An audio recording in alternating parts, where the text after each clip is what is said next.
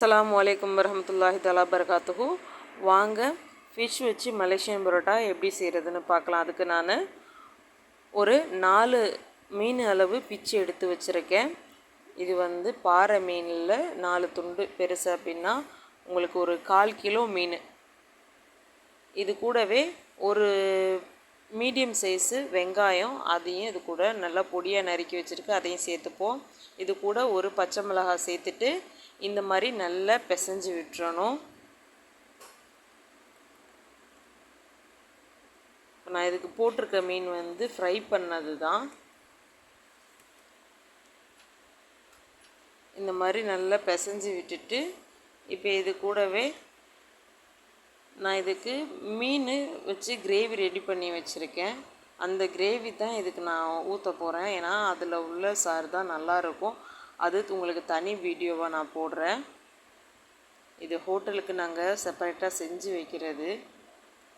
இந்த பரோட்டா செய்கிறதுக்குன்னே செஞ்சு வச்சுருக்க கிரேவி, அதனால் தனி வீடியோவாக நான் உங்களுக்கு போடுறேன். இந்த இது வச்சு குழிக்கரண்டி, ஒரு சின்ன சைஸ் குழிக்கரண்டி வச்சு 4 குழிக்கரண்டி குழம்பு ஊற்றிக்கிடணும். அதாவது குழம்பு ஊற்றுனா ட்ரையாகவும் இருக்கக்கூடாது, ரொம்பவும் கொலண்டு இருக்கக்கூடாது. அந்த மாதிரி இருந்தால் தான் நல்லாயிருக்கும்.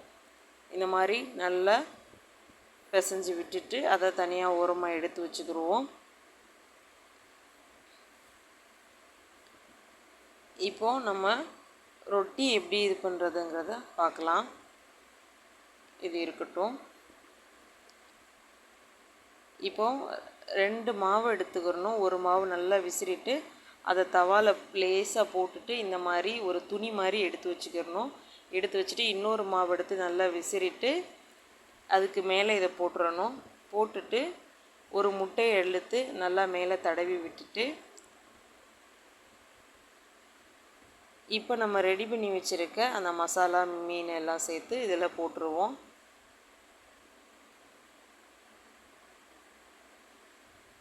உங்களுக்கு விசிற முடியலை அப்படின்னா நீங்கள் சப்பாத்தி கட்டை கூட வச்சு நல்லா கல்லில் எண்ணெய் அப்ளை பண்ணிவிட்டு சப்பாத்தி கட்டை வச்சு நல்லா தேய்ச்சிங்கனாலே வரும். இந்த மாதிரி 4 சைடும் மடித்து விட்டுட்டு க்ளோஸ் பண்ணி நம்ம தவால போட்டு வாட்டணும்.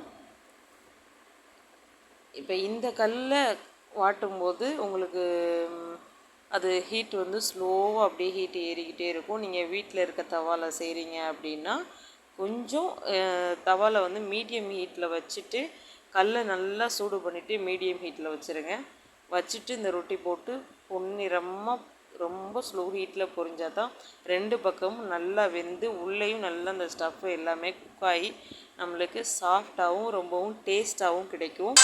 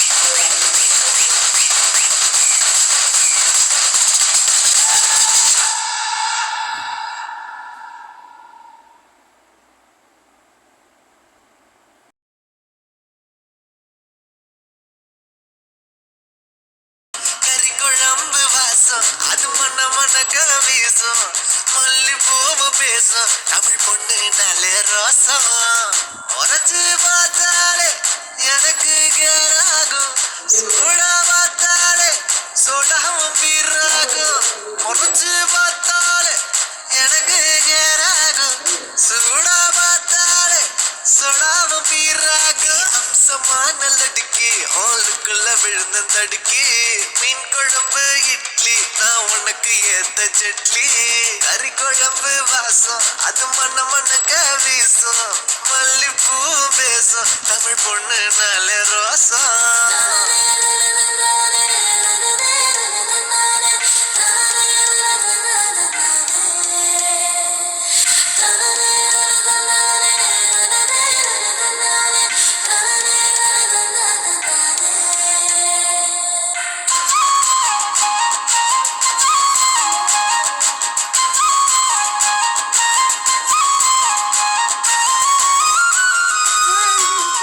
மேலே போட்டுக்கிட்டு இருக்கேன்.